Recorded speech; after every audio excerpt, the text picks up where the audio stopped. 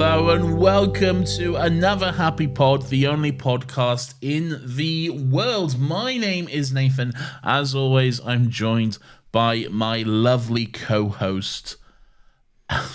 Trying to think who to go first to. Go on, it'll be really funny if we do the same joke again this week. It would, wouldn't it? It would. Well, I can't now because you've already spoken. Hello, Lawrence. Hi, Barbie. Hi, Ken. Oh, I'm Ken. Oh, no, I don't want to be Ken in this movie, actually. No, you're Ken. You're Ken. You know, but you can't be Barbie. Oh, that's true. I'm in pink, though. I'm the only one of us in pink. What about Alan? Oh, hi, Barbie. Oh, hi, Barbie. Hi, Ken. Hi, Alan. Fuck, I don't want to be Alan. You're Alan now. Actually, I don't Cool. mind being Alan. Alan's, like, unproblematic, living in his lane, having a good time. Yeah. Hello, thank you for having me back. Oh, yeah, Beth's here. Hello. Hello. We are talking about Barbie. We did the Barbenheimer... Well, I'm the only one who really did the Barbenheimer double feature. I did it. No, yeah, but look, listen. You had a good break in between. I'm the only one who went straight from cinema screen number 9 to cinema screen number 6. I needed to eat in between, bro. I needed did the a full break. experience, and let me tell you. But you went Barbie to Oppenheimer, whereas I Exactly. went Oppenheimer to Barbie. Yes. And Lawrence, yours doesn't count because you had a full night's sleep in between. I did good. So I saw Oppenheimer, and then I saw my bed, and then I saw Barbie the next day. An absolute coward, if you ask me. Loser. Absolute cowardly moves. Man cannot handle a double feature. But we're not here to discuss Oppenheimer, nor will we ever be, apparently. That's not true. Well, maybe. I don't know. It's on the schedule, but it's in like 3 months' time or whatever. Yeah, but that's when it's come out on digital. Give me a chance to rewatch it. All of that. We did just have a discussion of it before we press record, though, and you can't listen to that. So. Yeah, not for anyone other than us. So that's good, isn't Yeah. it? Just for us. Anyway, but we're here to discuss Barbie. Barbie.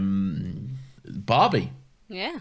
And I'm glad you brought me on to it because although, all jokes aside, you are very feminist boys and you do advocate for women, so I've got no worries with you, but it's nice for you to have a feminine view on it as well this time. Where should we send your paycheck to, Beth?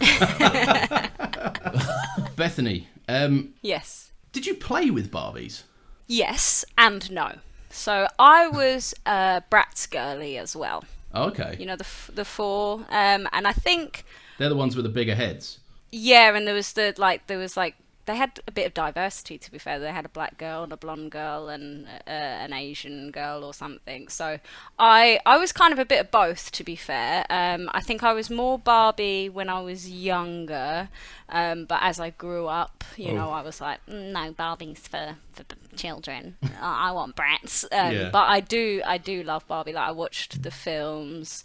I had like games on my DS. Like, I will stand here and say that Barbie and the 12 Dancing Princesses is my favourite movie. Have you seen like all of the 50 animated Barbie movies? No, I will. I'm not like a Barbie stan. Like, I won't sit here and tell you that I've seen absolutely everything, but I've been quite involved in Barbie growing up. So. Now is my time to reveal that I am the biggest Barbie stan there is. I have seen every single Barbie movie there is. No, that's not true. I surprisingly, I did play with Barbies when I was younger. I used to steal my sisters, and I'd have yes, them. we love a versatile queen. Yeah, exactly. I used to steal my sister's Barbies, and then I'd play. I wasn't exactly very progressive and forward thinking of me, but I always had Action Man. You remember Action Man? Oh yeah. The little toy. Yeah, I always had Action Man, and Barbie would be Action Man's girlfriend. Of course you. So that's what I always used to play with. I mean, yeah, the natural progression of ideas, I suppose. Yeah, I was a young boy. It was the 90s, all right? Fuck you. Yeah. Oh, yeah, you are an old man, Yeah. to be fair. I do think it's funny that your description of playing with them as a child is as creative as like the Mattel board members get in this movie, like, as full-grown adults. It was fully creative. Action Man would come home. He'd come home after a long mission. He'd greet his loving partner and girlfriend Barbie. They weren't married for whatever reason. Who's just been at home as well, waiting for Action Man to get home. Yeah, well, yeah, she's that's her choice. Okay, she chose to be a homemaker, okay? And I think we should support her in that decision, frankly. But that's pretty much my extent of the Barbie consumerism landscape, I guess. Yeah. Well, if you want to broaden your horizons now, Princess and the Pauper's also pretty good. I've seen that one. That is a bit of a banger, to be fair. That is a banger. Well, It there you go. is I a do rate banger. it. I don't like all the underground, like, weird people trying to steal all the gold or whatever that's all about. This is just typical like kids movie though, isn't it? Were we excited for this? I think I know the answer, but go on. Yeah, Yeah, definitely. yeah, looks like fun.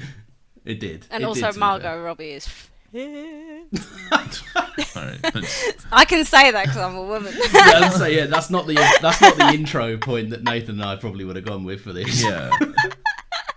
I'd have gone more down the route of Margot Robbie's a very talented and beautiful actress, and Yeah. I really like her body of work. Her body, what? body Nathan? I'm of just going to work. cut you out there. I really like her body, so yeah. Great.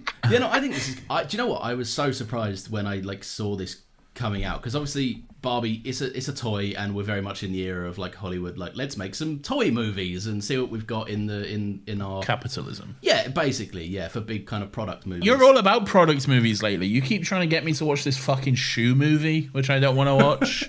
It's and a you're like, fine movie. but they made shoe products, Nathan. You should watch it. Like, yeah, great. Well, It's a whatever. good movie. It's not just. I mean, it is mostly about the shoe, but it's still a good movie.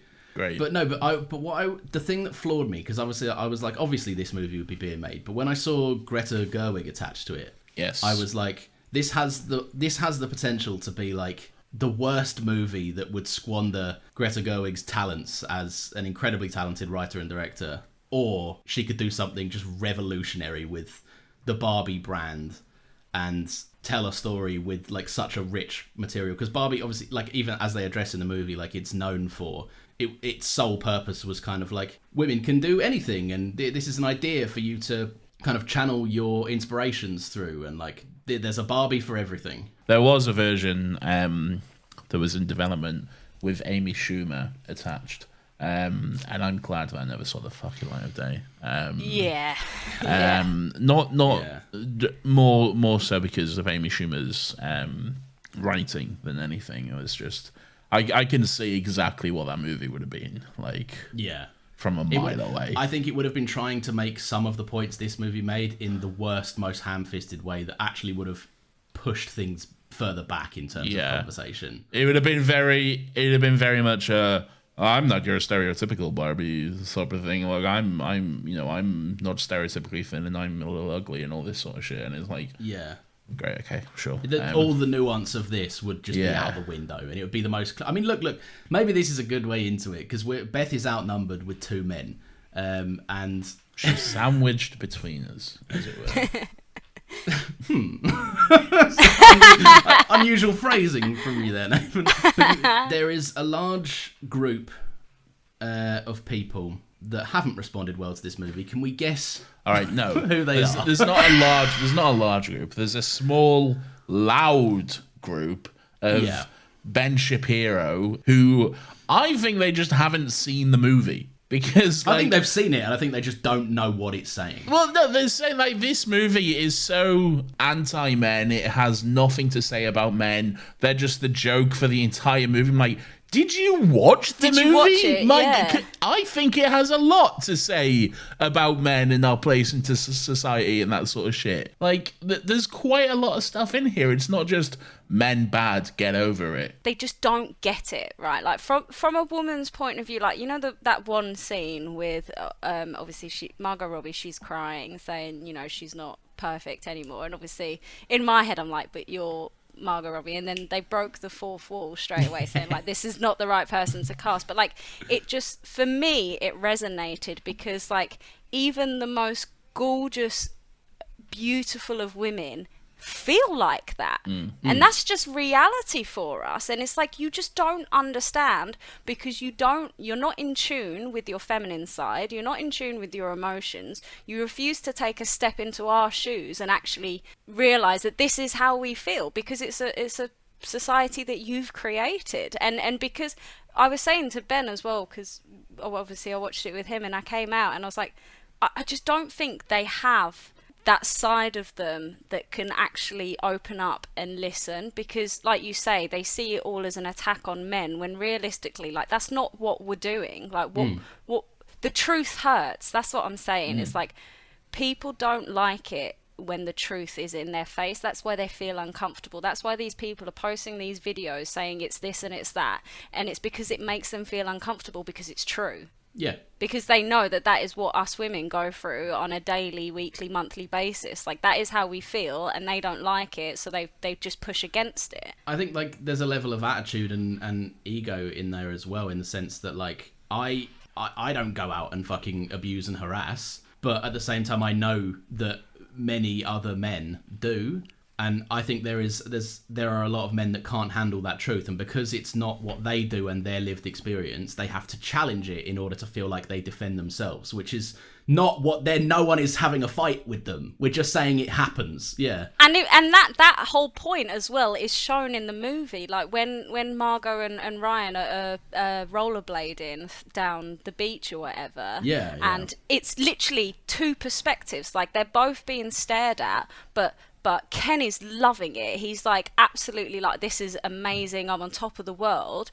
But Barbie, like every other woman on the fucking planet, I can guarantee you, felt the uncertainty and, like, why is everyone, like she said, she's feeling an undertone of violence, like the negativity. It shows it in the movie that, like, just because you have a perspective of that doesn't mean that this other person has this perspective. Yeah. There's no, like, it's not a coincidence as well that, like, they had dressed them both up in, like, the Barbie and Ken attire, that, like, the neon thing. It's like definitely a challenge of, like, a lot of people would presume, like, women welcome those stares onto themselves, and that's why they've dressed up in that way. And it's like a completely meta way of being like, no, they just weren't conscious that they were wearing something that they thought would bring threatening, like, indications onto them. Like, yeah. Exactly. Anyway, Nathan, you hate this movie because you are sexist. So what do you think? First of all, don't turn that around on me, okay? Because that's what I say to you most of the time. I wanted to get ahead of it. And I've already said that, like, the men who are reacting in this idiotic way are just very stupid, and I think they just didn't even watch the movie, or just completely missed the point entirely, because I don't understand how you can walk away from this movie being like, it's so anti-man, it's hate, it's, you know, feminist propaganda or anything like that. It's, grow up, man. Get a fucking life. If anything, for me, it, like, just, like, in the film, it flips the script from reality. You know, it is Barbie land, and obviously they're like, oh, but the women are ruling everything. But the one thing that the women learn, like we see at the end with Barbie apologizing to, like, at least we can open our eyes and like, make things work. Yeah. Whereas in reality, a lot of the times it feels like for women that we're never going to be able to get into these director, CEO, COO positions because purely because of our genitals. Like, so if that makes you feel uncomfortable, how do you think we feel on a daily basis? Yeah, 100%. It's quite funny when they do go to the real world and they go to the Mattel, you know, corporate office, and there's the big CEO room with, like, all the head executives, and it's just a bunch of guys, just all guys, and it's Barbie, the most female-centric product ever, the definition of pink and feminine and everything to do with that, and it's all just men in suits being like, well, I think Barbie should have this dream house and she should do this and that or whatever it is. And I'm wearing a pink tie as well. I'm wearing a pink tie so that I'm qualified I'm to make progressive. these comments. Yeah, exactly. We had a female CEO in the 90s, I think. So, like, we know. So we know what's going on. I think Nathan's got a point in, like, a lot of blokes, I think, I shouldn't say a lot of blokes that have commented and in a negative kind of attitude towards this movie either didn't understand it or haven't seen it, because I think it really surprised me in how unbiased it is. It makes the point of saying, like, and it would be so easy to make that point, and I think a lot of women would feel vindicated if it was more anti-men. And I've seen people online say, like, I could have done with a bit more vitriol directed towards men, but, like, there's an element of, it just makes the clear point. It reframes it, like Beth said, in terms of, like, maybe men will understand it if we make it look like this is a sympathetic Ken story, And then Yeah. also, it just nails home the point of, like, it doesn't matter what gender you are. Any gender, as a group, having a disproportionate amount of power is a bad thing in a society and will Yes. only cause long-term pain. Exactly, and I don't think at any point in the film that they were like, "Oh, men bad, women good." No, not at all. Like you say, if anything, I feel like it flips the switch, and like people can see, like if you swap it all around, you're not gonna like it. So how do you think we feel? Exactly, Do you know what I mean? yeah. They never say men good, women, or women good, men bad, or whatever. They do poke fun at it and like make fun of men a little, and I think that's fine. You can absolutely do that, but then dudes are like so fucking butthurt over this, like especially like the Zack Snyder joke and the Godfather joke and everything, which were fucking hilarious, by the way, incredibly funny and It's so so accurate jokes. as well. But then people are like, they just cannot handle being the fucking butt of the joke. Like, well, this is very mean, and I don't like it. Like, all right, So you're I'm great. sorry, but it is well known that men have a short attention span, and if you're a pretty woman and you need something explained, they're going to be distracted. Men It's love just to real explain life. shit to you. We have a podcast where we get Beth on so we can explain shit to Beth all the time. Exactly.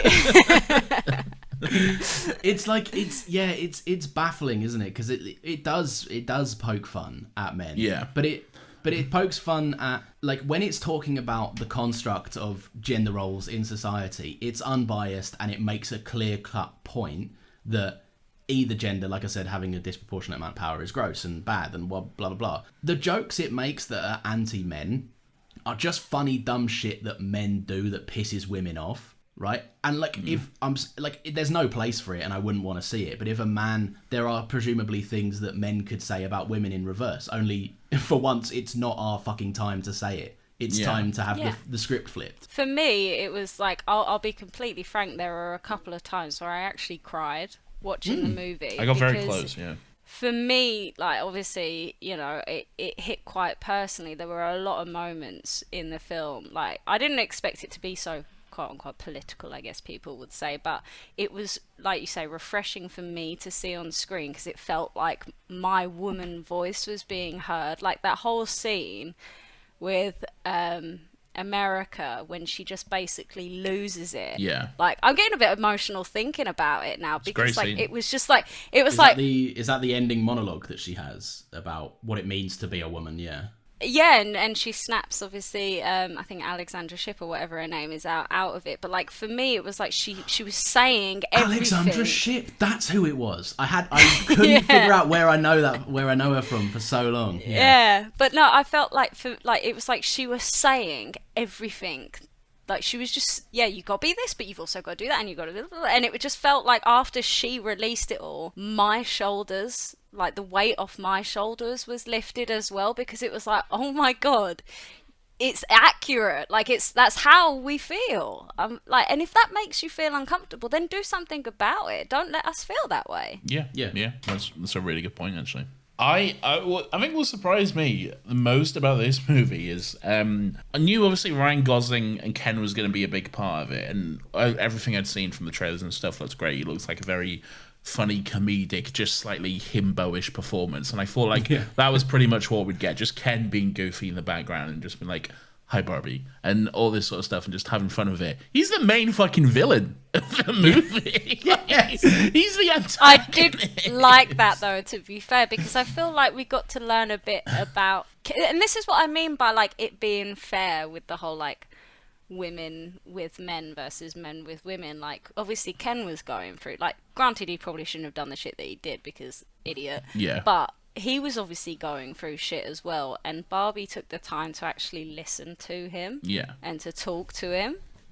and to recognize that like their crushing defeat of the Kens wasn't just. It was like they just restored the power balance that, like they even allude to, men have in the real world. But Barbie is able to go a step beyond that and go like, no, it's not right. The scales haven't been balanced. It's just normality has been restored, but that still crushes someone else. I've seen a few memes being like, the image of like Ryan Gosling from Blade Runner looking at the big joy and being like, this is exactly what the movie is.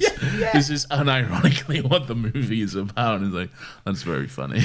It's accurate. I think the thing that surprised me about Ken as well, like, is we spoke about like the flipping of like Ken for anyone that wants it in simpler terms. Ken is the surrogate for how women feel in the real world. Just underappreciated, used, and kind of not ever being fully let in on anything.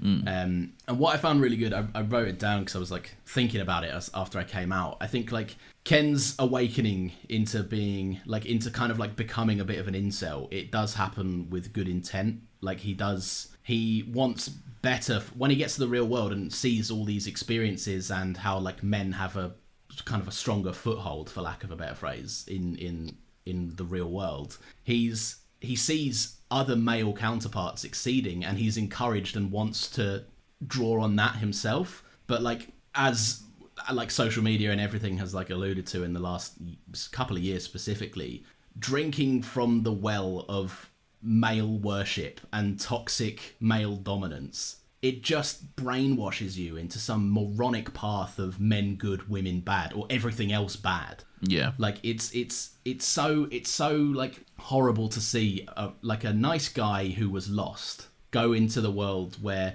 men are dominant and rule, quote unquote. Right, that not how I actually feel, but from a women's perspective, I'd imagine, like go into there and just be pulled in by what an overbearing presence of masculinity can do to someone that is looking for purpose. And because he does just become a toxic fucking moron incel after. Yeah, he just wanted to be heard, and he went about it in the wrong way. Like I don't think like he was the villain of the movie, but I don't think he was actually like a villain. Like from like you say, it's flipping the script, and he's the woman of real life, and all he wants is just to be heard and to have a bit of equality and to spend like not having girls' night every night and stuff like that. So he just went about it the wrong way, and you could see he weren't doing it maliciously, especially with his phrase, "Oh, when I realised it weren't just horses, I lost interest," or something like that. Which is like my mind immediately just thought of you two on fucking Red Dead Redemption. I was like, that's so typical.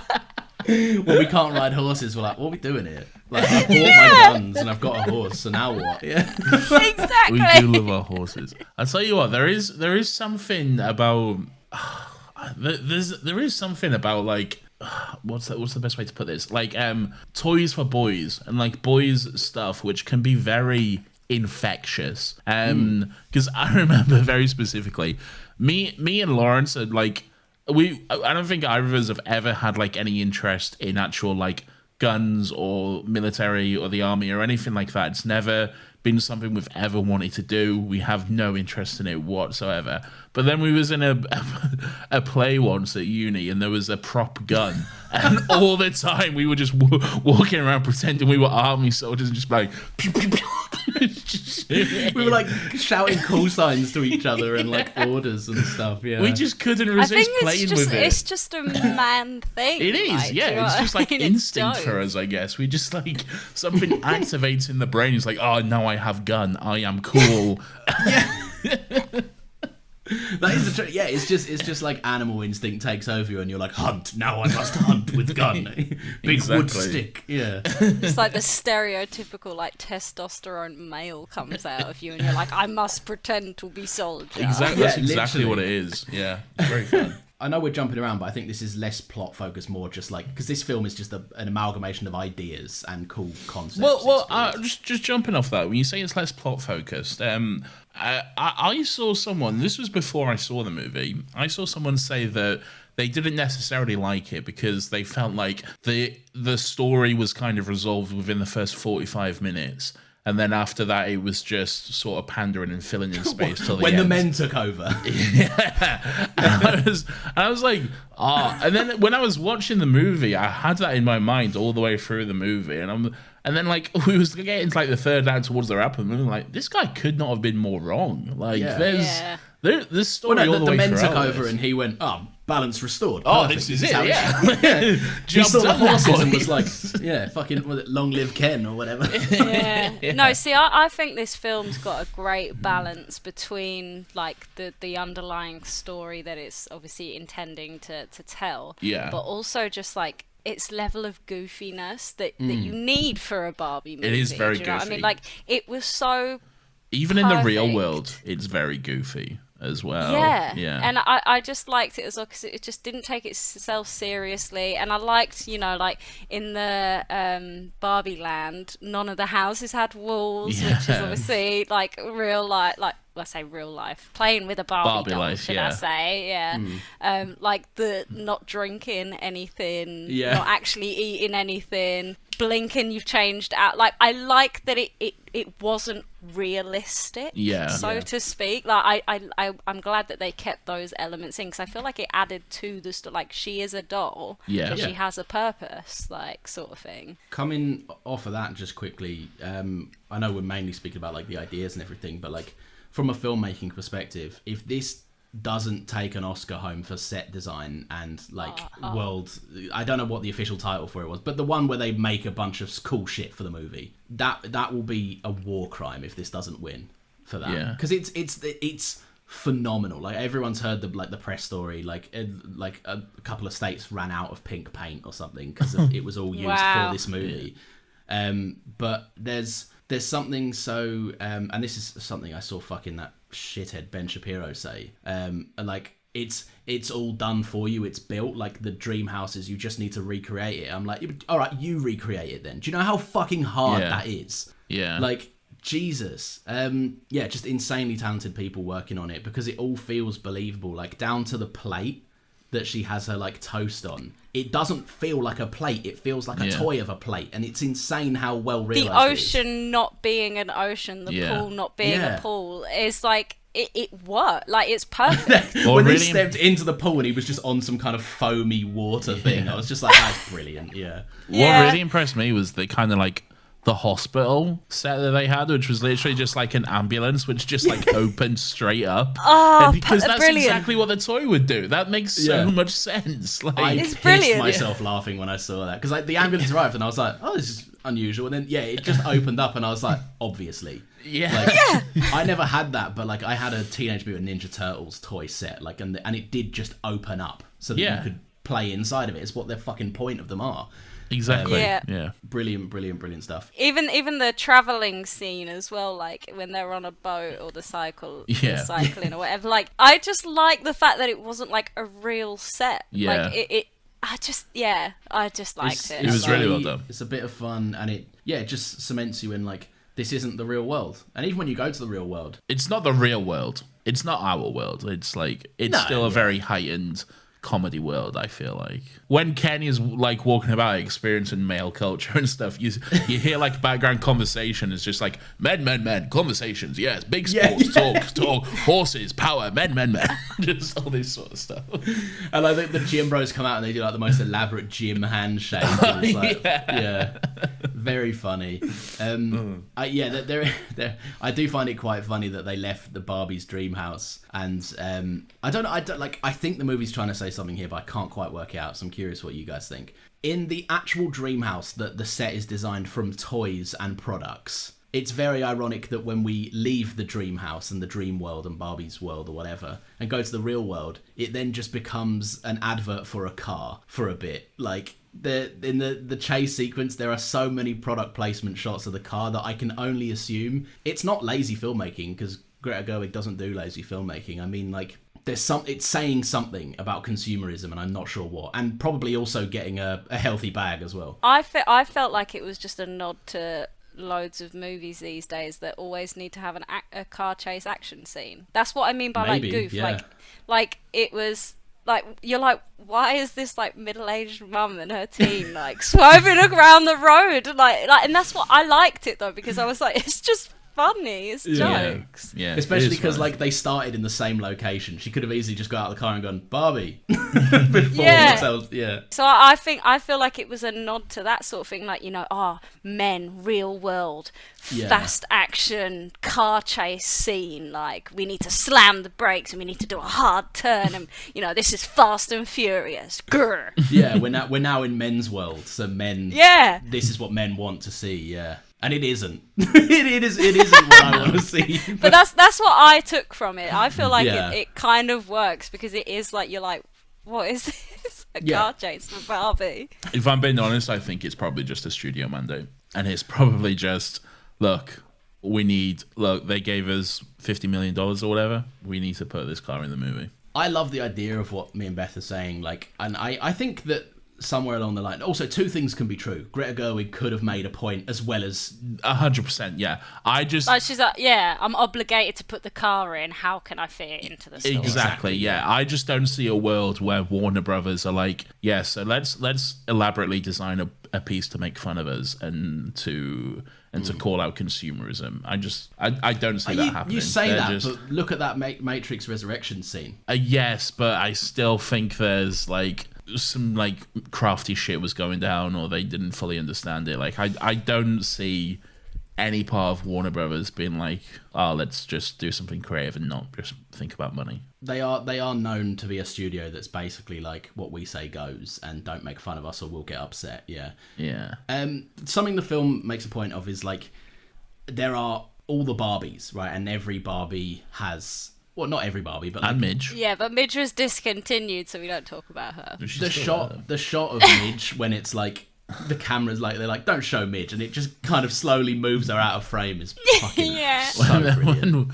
I liked it when Will Ferrell came out and he was like, oh, Midge, God, what are you doing here? Yeah.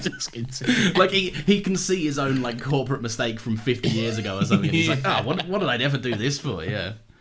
I like that Helen Mirren's narrator is just like it's not even like an empowering women thing. A pregnant doll is weird to think about, so we're not gonna.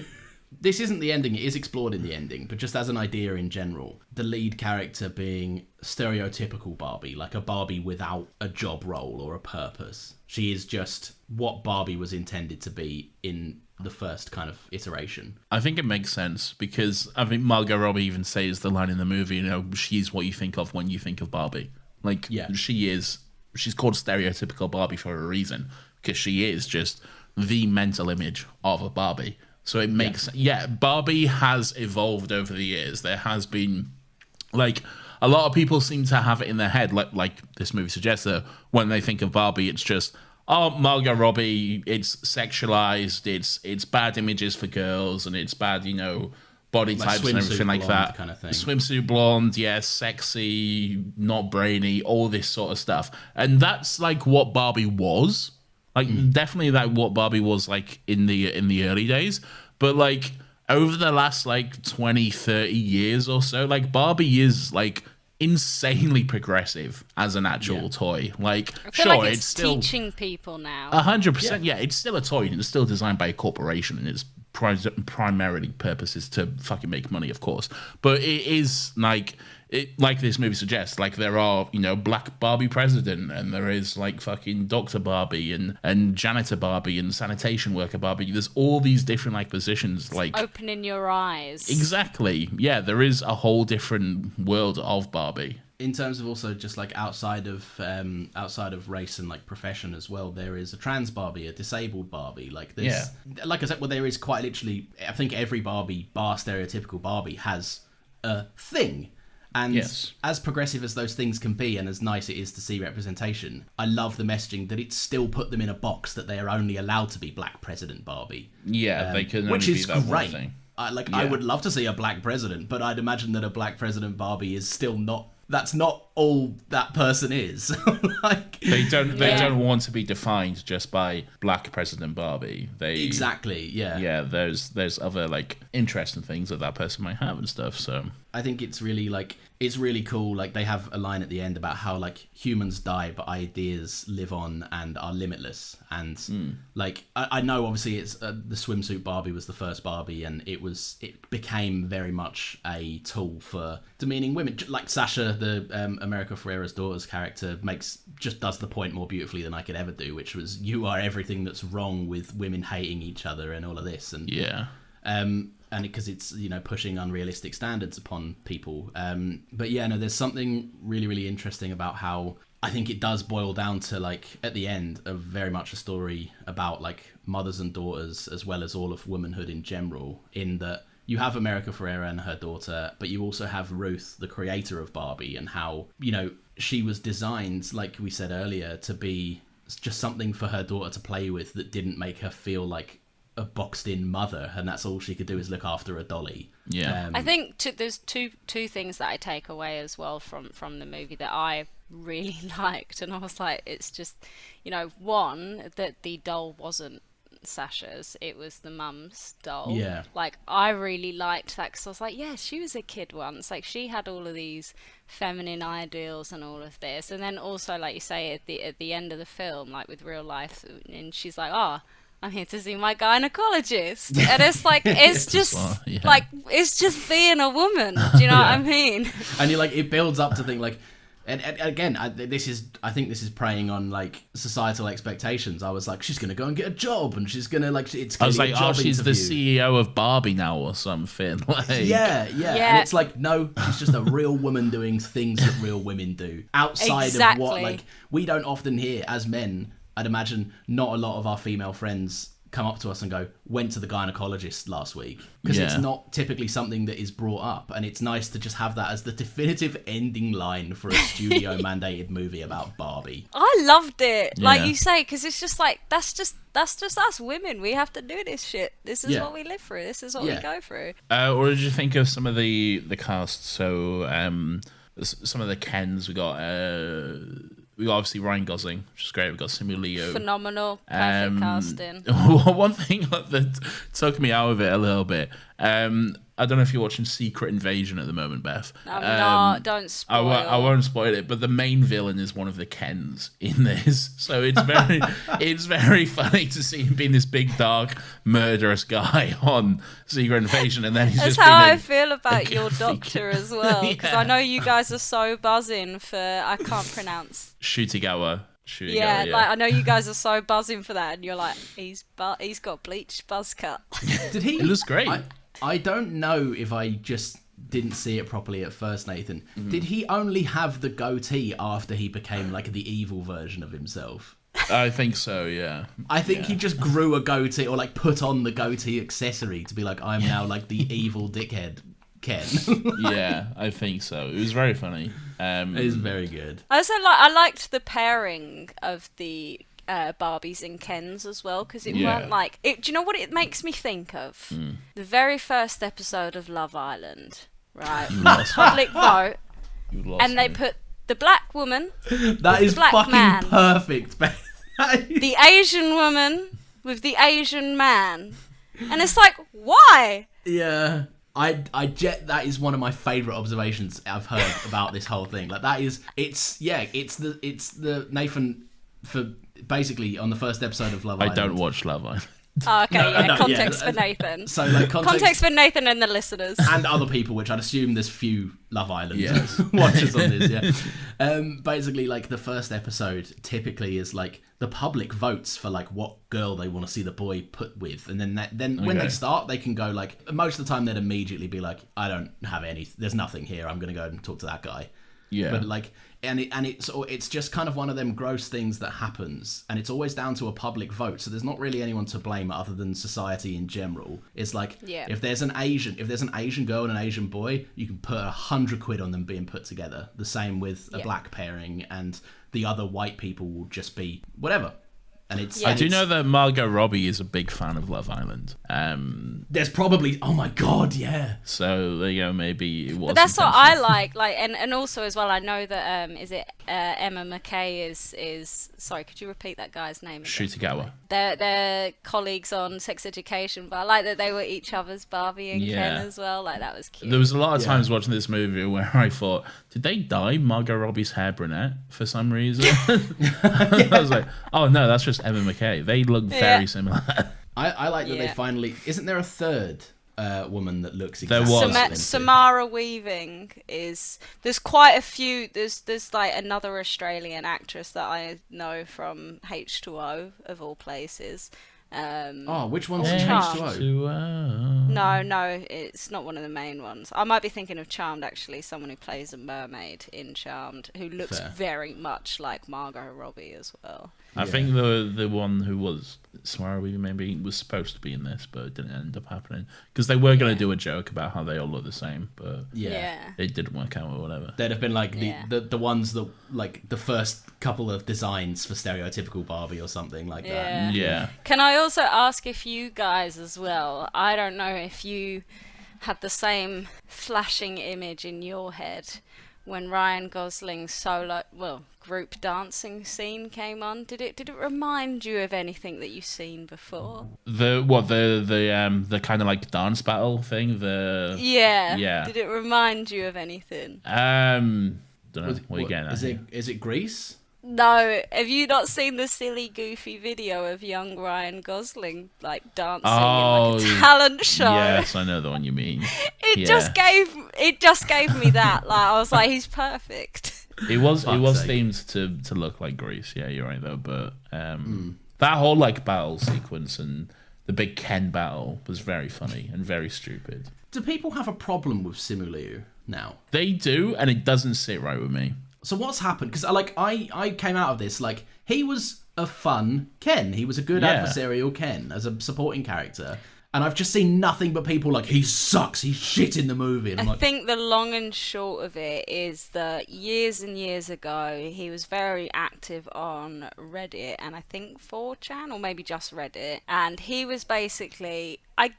This is the thing. I think I'm with you, Nathan, because I think I get what he was trying to say, but people have taken it the wrong way. Basically saying that having tendencies to find children attractive is something that those people cannot control, and likened it to LGBT, saying like how they can't control. And people have taken that and gone, like gay people, like that's not the same, like and it isn't the same. It's not the same at all. And he was never comparing them, but people have made the leap. Yeah. This has taken such a left turn. I was not expecting No, exactly. This is what, like, so I think it was something, he was basically likened it to being gay and not being able to help yourself. Look, I can't stand whenever like old tweets or something like that gets surfaced and that's then used as an excuse to this person today is bad and everything they do is bad and we should judge them on this, okay? I agree that people should be held accountable for stuff that they've done previously and stuff that they've said, but... Especially if they still keep up a facade of those views. Exactly. As well. But if this person has then shown a clear fucking... a change in themselves, and this is not the person that they are being, and this is not who they are as a person anymore, then we should take that. Let people change and grow. Everyone has said dumb shit, all right? I am not the same person I was 100%. Like 5 years ago. If half the shit I said was available publicly online, like when I was younger, my whole fucking career would be over, all right? Both Nathan and I have about 2 examples on each other of us saying like stuff that we would never publicly say now. And every now and again, we just tease each other about bringing it up. And it will never see the light of day. And if you're listening to this being like holier than thou, you've got shit too. Fucking everyone has a does. skeleton in their closet. Exactly. Everyone does. And it's life. It's called being a human. All throughout the marketing of this as well, I've seen a lot of people being like to Simu Liu, like, oh, you're not Ryan Gosling, you'll never be him. And the whole thing really doesn't sit right with me. It just reeks of racism, to be honest with you. Yeah. Racism and bullying, and I really don't like it because... Also, it looks good. It does. It looks great. Especially as well when you see people saying, oh, why cast Simu Liu when you've got Stephen Young? And it's like, okay, so what are you just saying? Like every Asian person is just one and the same, and they're easily replaceable. Steven Yeun is the only Asian actor allowed in Hollywood, I guess. We can't, Do you know what I mean? We can't have more than one. It is so funny that you've said that, because I've seen the exact same tweet, but with the name Henry Golding instead of Stephen Yeun as well. Oh, yeah, there you from go. Crazy Rich Asians, right? Yeah. And Nathan's favourite movie, Last Christmas. That's not true. That's And Snake not Eyes true. as well. That seen literally all those tweets communicate is that you find like Asian performers interchangeable. I think Simu Liu is great. I think he's very funny. The scene where they were like, "Let's have a beach off. I'll beat you both right here, right now." That was so funny. I So could not well stop. done. It was just so funny. I love that Ryan Gosling refers to his job as beach as well. That's just Yeah, his job. just be. He's just beach. It's just. And then he goes into the real world and he's talking to that lifeguard. He's like, "Can I have a job?" And like, "Oh, you want to be a lifeguard?" I was like, "Oh, no. I'm not qualified for that. I just do beach. I stand here and I beach. Yeah. There's just so many goofy things that he did it, like, you know, the double sunglasses and so funny. when he's lying on the bed face down crying, but he's like, I'm all good. Yeah. Like, it's like with his thumbs up, it's just I love it so much. The depressed Barbie advert as well was fucking hilarious, man. I Oh spent my so God, long yeah. laughing at that. I wasn't expecting it, but like it obviously makes sense. You'd have a commercial halfway through the movie about Barbies, and given where we are in the journey of Barbie, depressed Barbie. Yeah, made a lot of sense. I genuinely I want to talk a bit about like the performances, and I will get in Barbie fashion. I'm gonna get the men out of the way quickly because there's some standout women in this. Like, Yeah, okay. just genuinely incredible. This is Ryan Gosling's defining performance. I think the world will finally wake up and realize what a fucking actor he is after this. He's always been great. But, Do you want to yeah. know something? And I'm putting myself on blast here, but I'm hoping you listen to the full thing because I am a reformed woman. All right. Beth is cancelled. No, anyway, Nathan. No, so with Ryan Gosling, right? I've never seen The Notebook. I'm one of those. I'm trying not to be a pick me here because I've just never really been into like romance. What, Nathan? I can see your hands. I Up. didn't want to talk over a woman. Yeah. Can I just say, Beth, you are fundamentally missing out by not watching The Notebook. I will tell you now. I'm going to watch it, but Okay. anyway, I'll carry on. So I was one of those women who never watched The Notebook. I was never really into romance films anyway, and I never saw the appeal, right, to Mr. Ryan Gosling that everyone else had. I thought he's a good-looking man, but I didn't see what they saw. Right. And the more I've been seeing of him, not just like on screen, because I've seen like His spray tan charcoal abs. yeah, what's the film where he wears the jacket? Oh, Drive. Yeah, so like I've seen that, and I've seen a couple of other films with him, but also all of his interviews. His charisma is unmatched, and Yeah. since then my mind has changed. I love the bloke, and to the point where Friday night I watched The Big Short. Weird pick for like, I want to get Yeah. into Ryan Gosling. I'm going to watch The Big Yeah. Short. First of all, I also love that because me and Ben are in property and stuff. It's quite interesting to us. It was like nice to learn about. But I was just like, I love this man. I think he's Yeah. brilliant. Like he's so good. You should definitely watch The Notebook. The Notebook is... I was the same. Up until like a few years ago, I was like, Notebook. Well, I don't Yeah. need to watch it. Silly romance girl Yeah. movie. Blah, not for me. And then I watched it and I was like, oh my God, this is genuinely one of the best movies ever made. Like, this is so good. Don't worry, it is on my radar. But all I want to say now is that I see the appeal that everyone else sees. That's good. Mate, That's good. the worst thing about this movie coming out is that now the campaign trail is done. Ryan Gosling, as part of the strikes anyway, can't promote this movie anymore. Yeah. And that is But will that dreadful. just be him though? Because Yeah. he seems so far gone. I love it. It's like we've lost him. Yeah. What was I going to say? The one thing and hear me closely, because I don't think this is a criticism. I just can't work out what he was trying to do or communicate. I said earlier, like, there are a lot of there's a small group of people that perhaps wanted to see a bit more vitriol towards men in this, that perhaps didn't agree with the kind of unbiased approach that Greta Gerwig took towards like gender disparity and power and all of this. Where I think that energy, if it was going to be in the movie, should have been channeled more towards the businessmen, the Mattel businessmen, led by Will Ferrell and all his cronies. It was just kind of brushed to the side, really, wasn't it? Yeah, and that's my biggest thing with it. I think you never get the sense that, and it's realistic because it never would happen in the real world, but you never get the sense that he will change his practices, down to the point where he's like, we're not making ordinary Barbie, until his guy says it will make money, and he goes, oh, then brilliant idea, we'll do that. It still feels like there's a part of him that's degrading and pushing women to, not degrading is probably the wrong word, but like pushing women aside and being like, I'll make the call, which is a shame. And I don't know, it's not a knock on the movie, but I don't quite know what that last final beat for him was supposed to be. I think that's just how it is. Yeah, fair.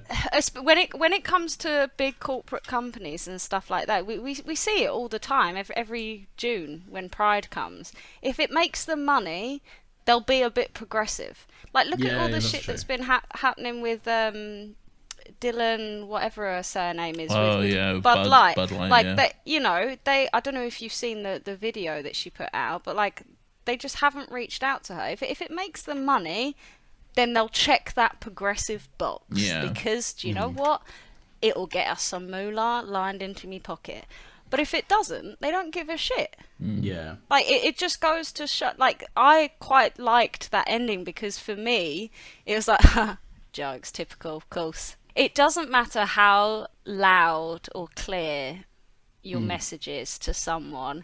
If they don't want to hear it, they will not hear it. That's true. And also in terms of companies, it doesn't matter how loud you are, the bottom line is always money. Like that's where they go. Like if they do their calculations and they find out the regular Barbie will make them money, then they'll sell regular Barbie. Oh, there's no integrity and they're soulless. If it will make the money, they will put on whatever hat they need to be like, we agree with this, until it doesn't make the money and they go, well, no, that was a mistake. I've got two more things to say, but does anyone else? Wasn't you taking us through the cast because you was going to? I wanted to. Yeah, I realised I made a point of being like, let's get through the men, and then I didn't mention any women after. Then you didn't. Yeah. Yeah, the conversation went away, Nathan. I didn't. All right, well, I'm just bringing it back around to resolve that little thread.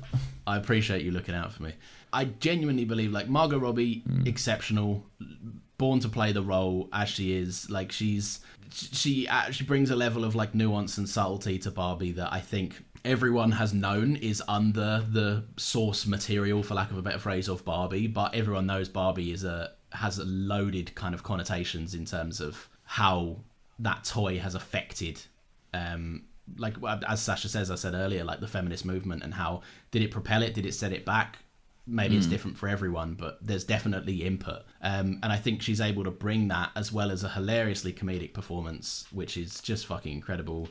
And America Ferrera is like, she's been brilliant for years. Yeah, and like she's been brilliant, and she's been not under the radar. I'm still angry. Every time America Ferrera gets brought up, I still get so angry over Ugly Betty. Just the whole show built around, oh, she's so ugly, and it's just like the most beautiful woman in the world. All because she has braces and glasses. Yeah, exactly. Yeah. And they even do that joke in the movie where they do the glasses thing. Oh, takes the glasses off. Yeah. Oh, you look so beautiful now. Wear glasses so that they can. It's the way that like they can rediscover how beautiful you are. It's like, Jesus, dude. Yeah, exactly. Oh, so funny. That whole montage of like little Beth, how satisfying was it to watch that? Oh, I loved it. I was just like, this is I was like, this is so typical. Like I could say to Ben right now, I could go downstairs and say he's bought a new keyboard, right, and he's buying new caps sort of thing, and I could say to him, oh, why don't you show me some caps that you want to buy? Guaranteed for half an hour he sat at his computer showing me the different type of caps that he wants. Yeah, I would bet $1,000 on it. That's how confident I am. Jesus, yeah. Wow. And that's like, I don't have $1,000, but I would.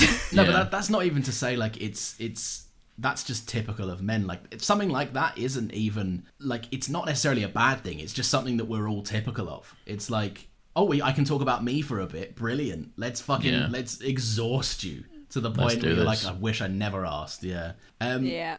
The last thing I really, really wanted to bring up, because I think it's a large part of the ending of the movie, and like it's paired with the Billie Eilish song in general, like just. Oh, that got me sobbing. That was another scene that's made me cry. Yeah. I was just that got me, and like, maybe this is hyperbolic or maybe there's a recency bias, but I don't think so. It's genuinely one of the most beautiful movie endings I've ever seen in terms of like gynecologist. The gynecologist. No, they end it with the gynecologist, but like the thematic ending of the movie. Yeah, the scene with Ruth and the conversation and everything. Yeah, just stunning. And I so beautiful. Being a progressive man and wanting to know more, I see Nathan just like rolling his eyes. No, but I saw it. I saw it with my wife, and I saw it with a lot of her family as well. Whoa, your wife? Yeah. Okay. You was at the wedding, Beth. You was a bridesmaid. I know, but it's still like it just still baffles me because I'm like, oh my god. Yeah. Wife. But no, I spoke to her about it and kind of what the ending meant for her about. And yeah, but she said this just really, really something that I'd never considered, and I think there's men out there that would have considered it, but because it's never been something that I've experienced or will experience, it really struck me and was really, really interesting. Like, I'd spoke earlier about like how there's an underlying theme of motherhood and like just relationships between mothers and daughters, and I think that the main takeaway of the ending is the relationship between mothers and daughters, and how no one will ever get it right, but mothers have a responsibility to shape their daughters in terms of a woman, which is already a tough enough thing to be in today's day and age, is then in charge of forming another woman, not in a childbirth sense, but in a way of like, you teach them, and there's a sad fact that you have to bring them into this reality that will treat them unfairly just because of who they are and the fact that they're not a man,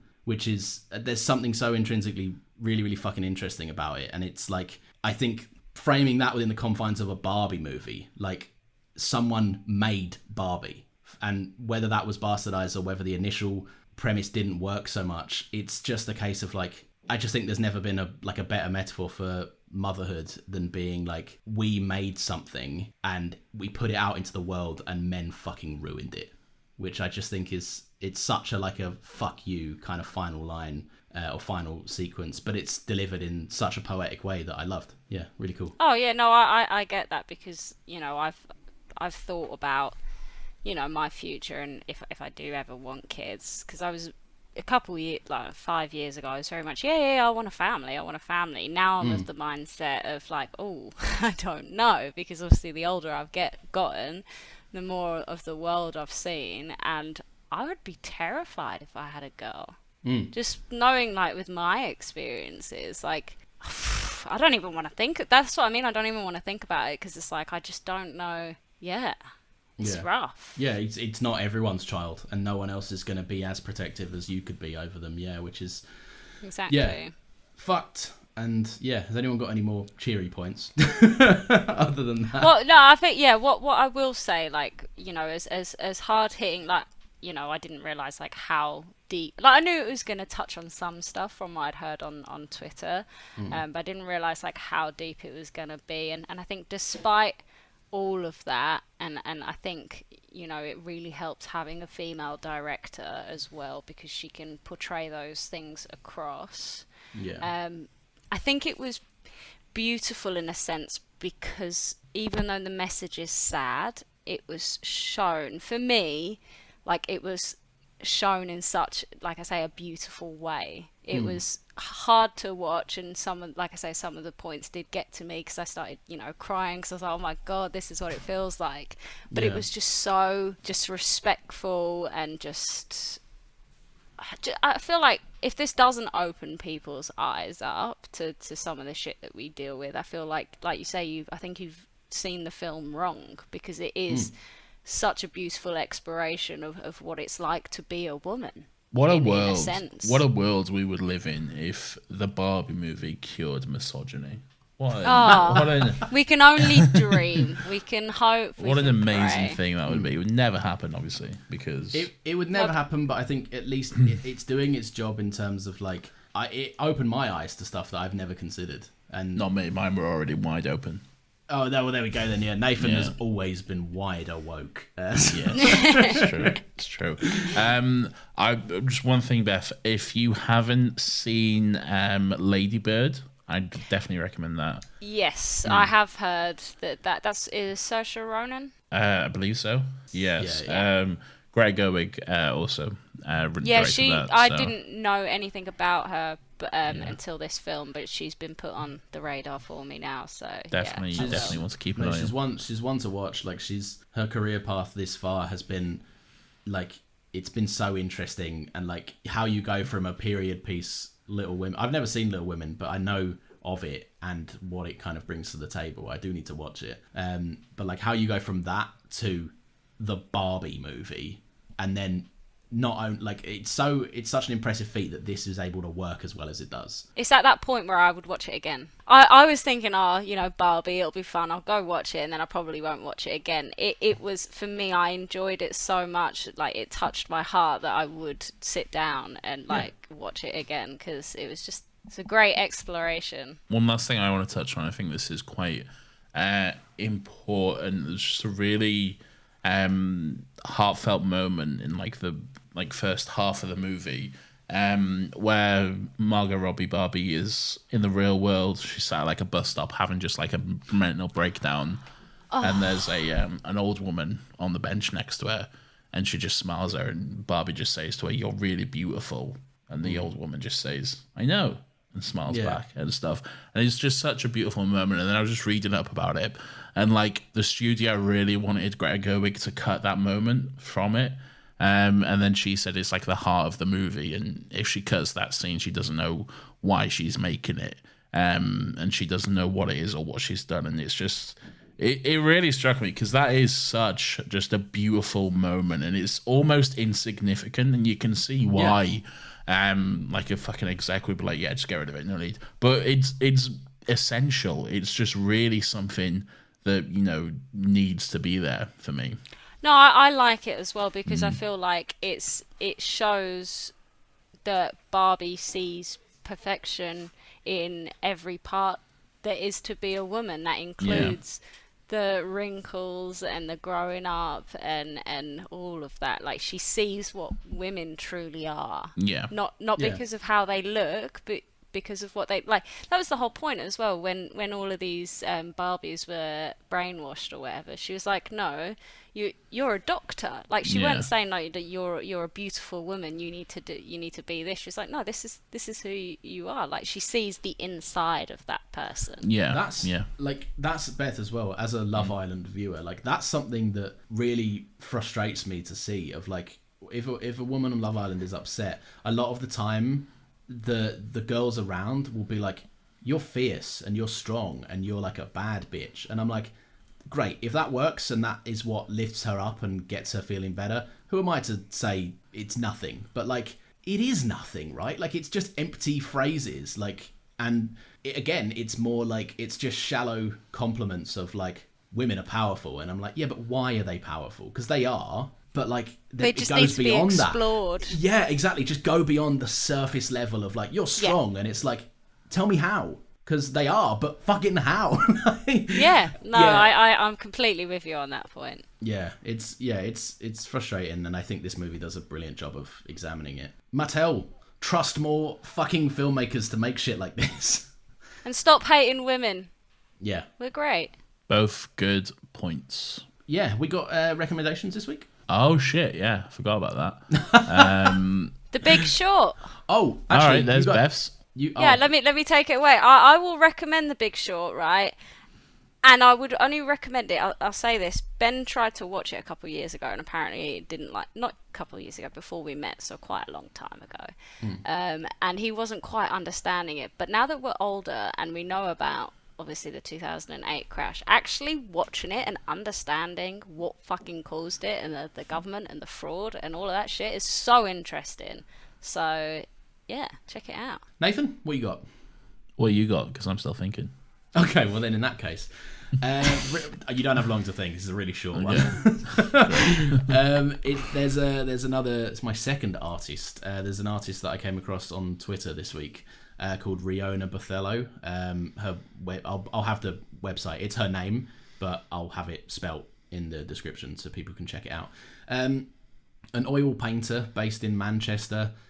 Just makes really, really interesting work that I enjoyed to see. I think it stuck out to me mainly. There's one piece that she has, and it's just, you know, when you're driving on the motorway at night, and you can just, like, if you kind of squint, the blur of like the red lights and like the kind of purpley blue sky makes that smear line, and there's a piece that she has that's like that, and it reminds me of lots of, I used to, not me, I can't drive, but I used to be in the passenger seat of many drives that would be like over an hour, and we'd be taking them at like 11 p.m. and it reminded me of that time in my life, and it really, really made me happy. And she's a fucking phenomenally talented artist, so yeah, go look. Oh, and I think she's having a big old fat sale. I think she's trying to kind of start some new project and is therefore offloading a lot of stuff from her previous work, so never been a better time to go and grab a print. I'm trying to get one, but I'm just working out what the postage is going to cost me because I don't know where it's coming from.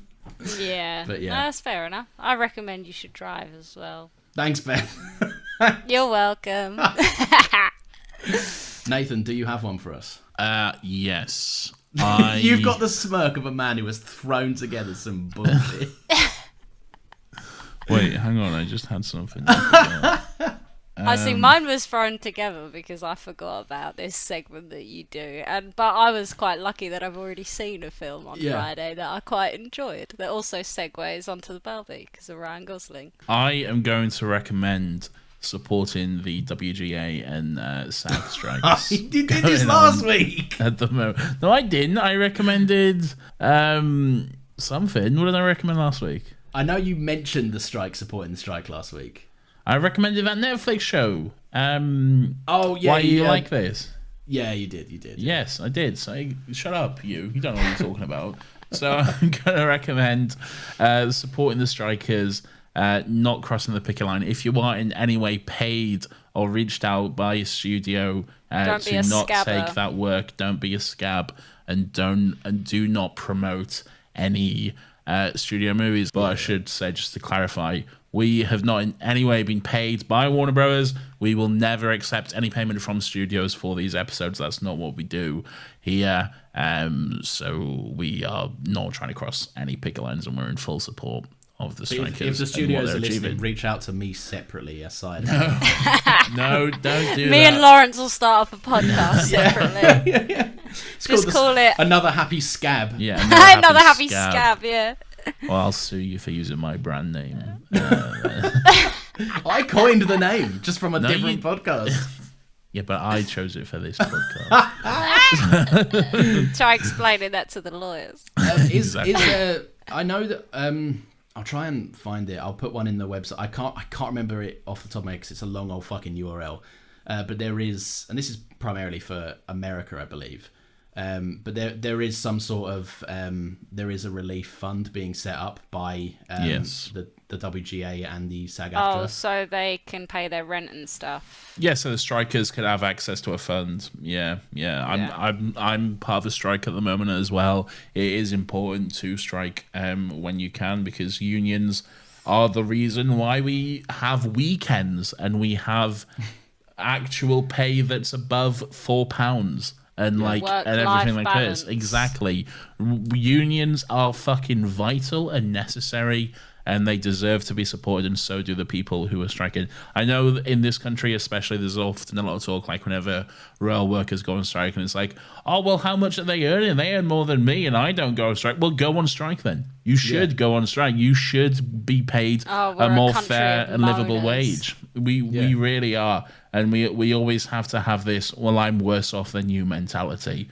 There's no correlation between two professions earning shit money. If Exactly. they're just doing something about it, try and organize something to do something about it as well. 100%. Yeah. If you do have a union in your work, I'd fully recommend joining it, supporting it, and doing what you can to try and get stand up for your rights and get a fair and livable wage, because it's fucking brutal. Oh, and if you're in a smaller kind of profession or a smaller company that outsource some sort of like HR and union system, ask yourself. There's bosses out there that are like, we're part of a family, and we're like, we're small and we're tight knit and we cut stuff close to the bone because we're a family. We all get each other. Red flag. Exactly. Ask yourself why the boss would be so keen on you keeping it internally and in the family. It's because your boss is a shithead and you need to be a part of a union or someone to respect and support you. But yeah. Yeah. And Lawrence doesn't have a union because he's self-employed. I'm my union. Trader. Me sending a shitty Twitter DM is as close as I'm ever going to get to it. Well, no, I've decided now that I'm going to be your union rep. Thanks, man. Last thing I'll say quickly, I just find it really, really funny that Barbenheimer became a meme, because does anyone know why they're on the same day in the first place? Because Nolan left Warner Brothers because he's a little bitch. They were trying to be petty, weren't they? He's not. Why? Explain it. Show you're working for a reason an artist doesn't want their work exploited for no money. After just telling me about how important the strike was, how, in your terms, Nolan is a little bitch. He's a little bitch because he doesn't like women. True.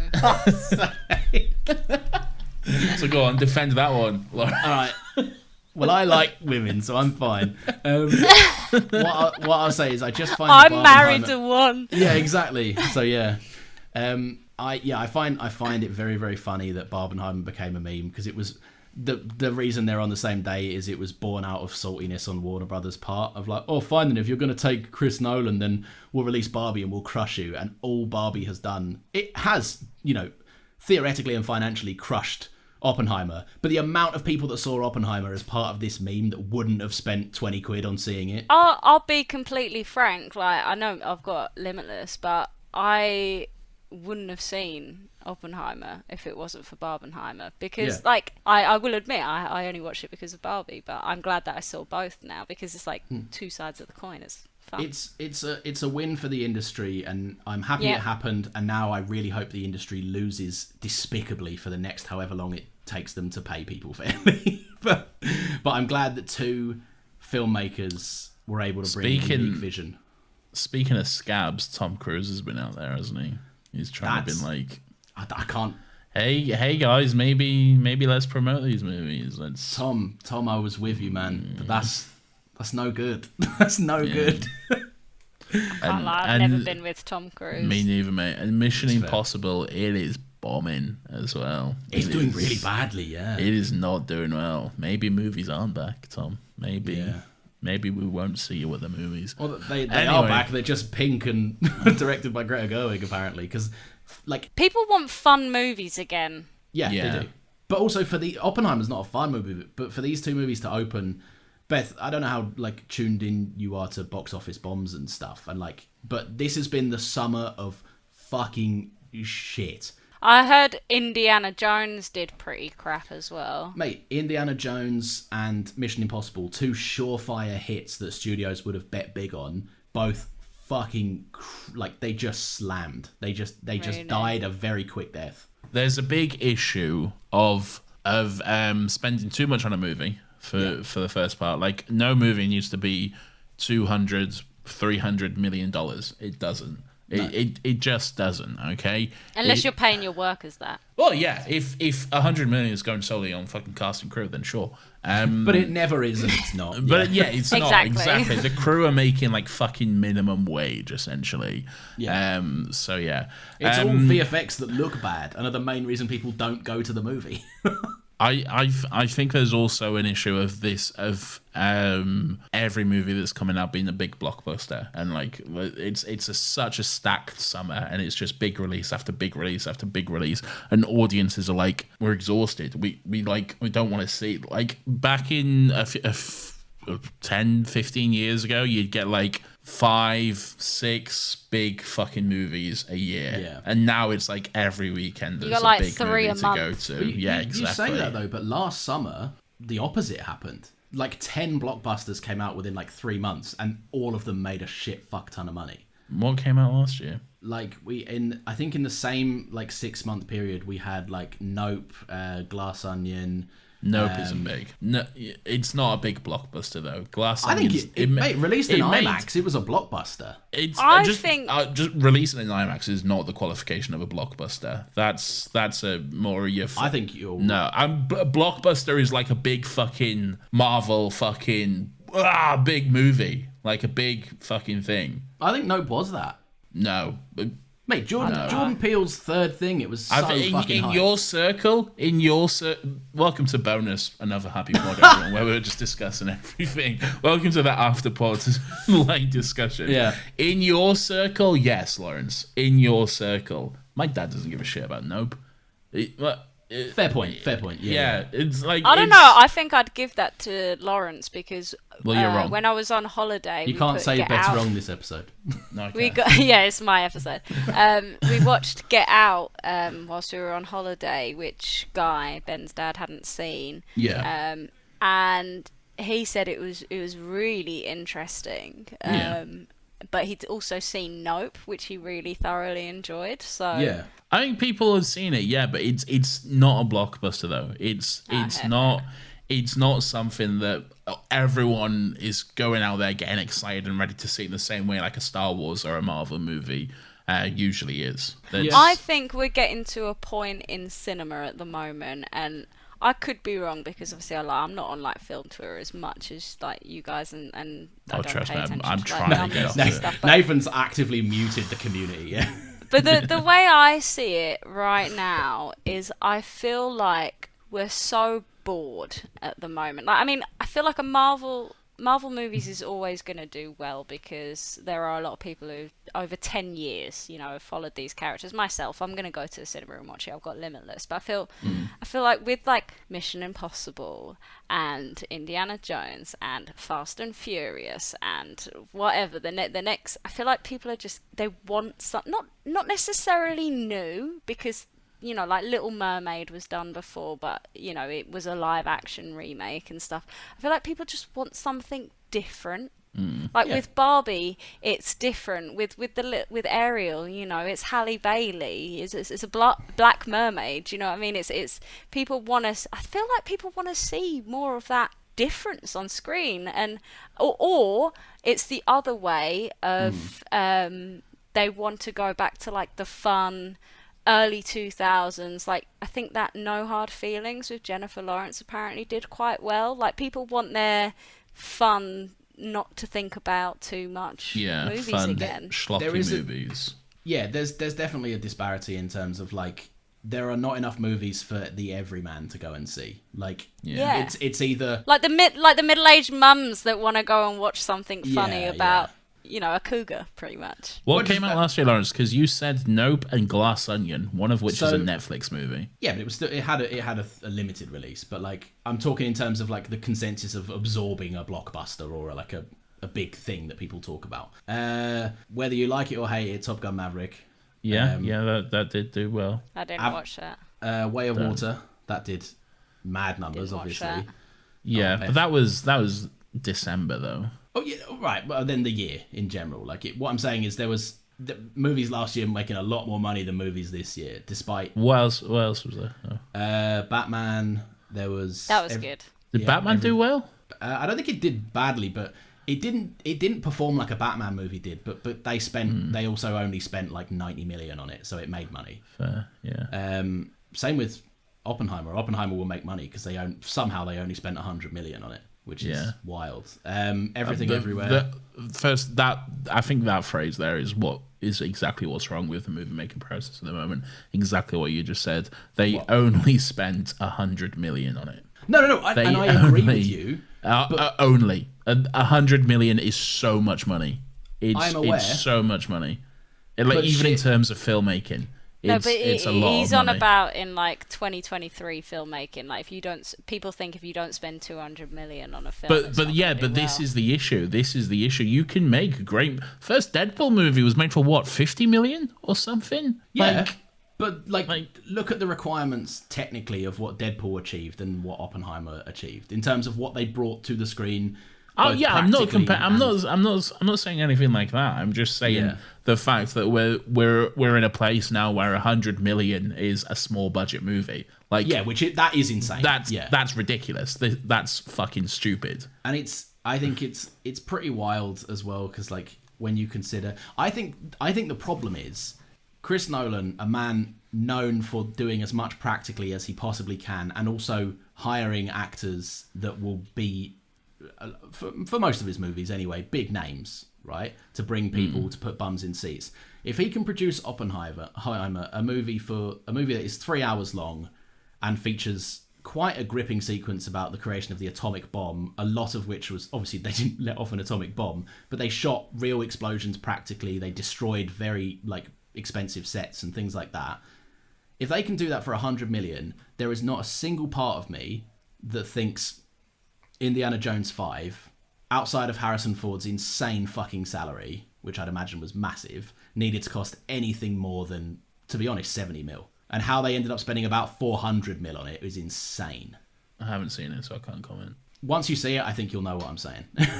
There is just no way that something can be achieved for 100 million. But you're probably right. We are spending too much money on movies and then wondering why we're not getting an expected return on them. There's not a general audience base that is big enough to build back 400 million. Yeah, they also need to remember as well that people aren't going to the cinema as much as they used to because it fucking costs a lot. And it's shut for a year.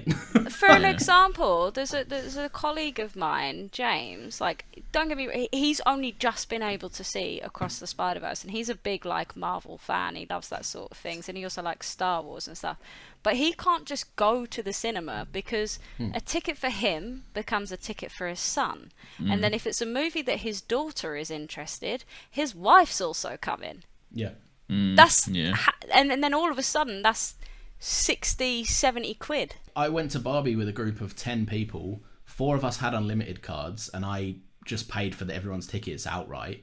And it came in at the whopping tune of close to 80 quid or something ridiculous. And I was and I haven't even paid for some of those people. Insane. Just, yeah. And also it's shut. Cinema's shut. People are far. Nathan used to go to the cinema quite a lot and now finds it a lot better and easier to watch things at home because a separation from an experience will mean that unless you actively want to seek it back out, you're content. And that's fine. And people are. Yeah, and also, I don't go as much as I used to. Why the fuck is anyone going to go and see Asteroid City when it released and then genuinely a week later it came out on digital for free? Oh, wow. Insane. Well, the Wes Anderson film. Yeah. Not for free. And no, to Nathan's point, probably not for free. But the second someone pays for it, it's free. Yeah, you can pirate it. Yeah. And people will. Yeah. And I probably will. But